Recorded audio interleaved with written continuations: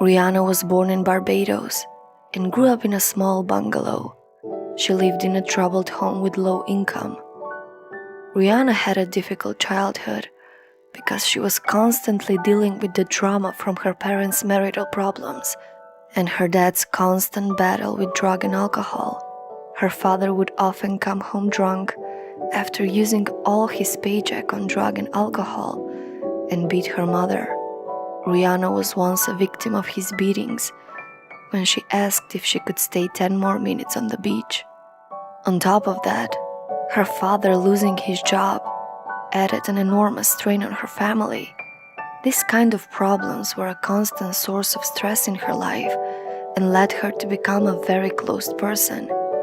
She would barely speak to anyone, and because of that, when Rihanna was just 8 years old, she started suffering intense headaches that led to many exams. The doctor thought that Rihanna might have a tumor, but after her parents got divorced, the headache stopped. At school, things weren't much better. She was constantly bullied by the kids over her light complexion due to her father's Irish descendants. Because of the bullying, Rihanna got a reputation for being painfully shy. This thick skin has been developing since my first day at school. It didn't happen after fame. I couldn't survive fame if I didn't already have it.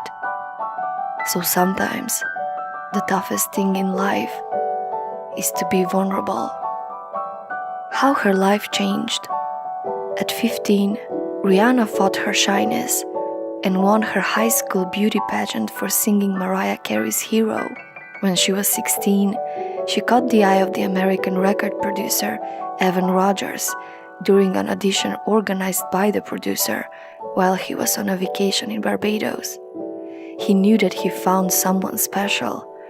After a few months, Rihanna left Barbados and moved in USA, into Rogers' home with him and his wife.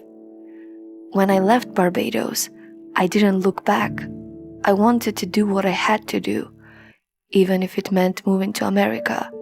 Soon Rogers and Rihanna recorded her first demo of the song Pon the Replay that was sent to many different record companies. But luckily one of them belonged to the famous rapper Jay-Z, so the demo landed on his desk.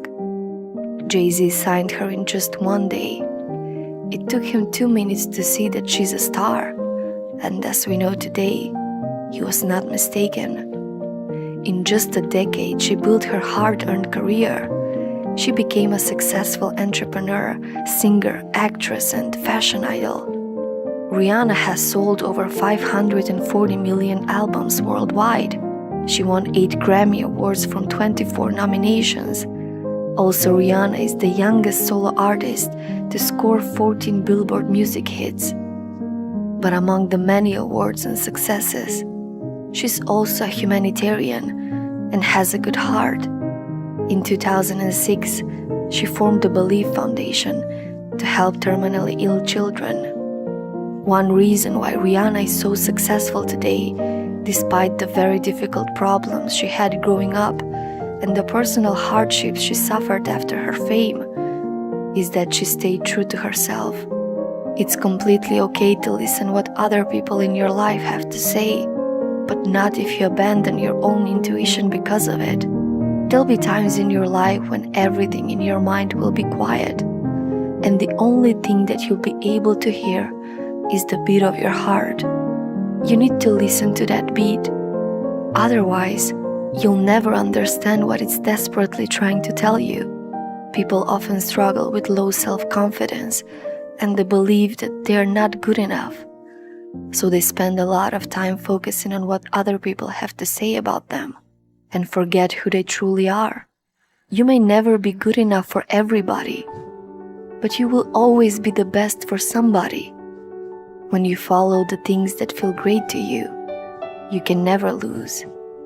When you follow your heart and you're honest with yourself, you'll start to have faith and believe that you can survive anything that comes your way. When you realize who you live for and who's important to please, a lot of people will actually start living. I'm never going to get caught up in that. I'm gonna look back on my life and say that I enjoyed it and I lived it for me. So, what's your story?